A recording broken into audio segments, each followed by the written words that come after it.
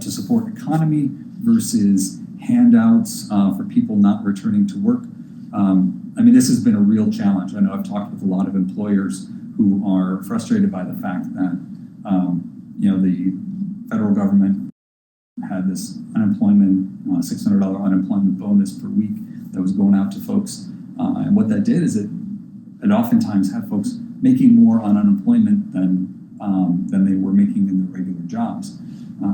That was because there was no way, it was really a symptom of government dysfunction. The goal was so that we would be able to level out some of the states that had really low unemployment weekly insurance rates against the states that had much higher ones. You go down the South, there's a few states that have, weekly unemployment assistance in the $200 range.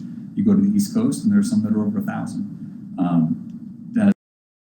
That $600 was meant to balance a little bit of that out, but it had some really unintended consequences. I think it's very much a symptom of, you want to be solving problems at a more local level, because when the federal government tries to solve one problem, it usually creates a handful of others.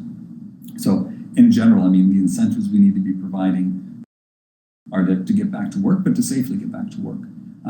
Obviously in states where, folks are in the service industry and those jobs were shut down on order of the state, they needed some assistance. I mean, that was the government telling them they could not open.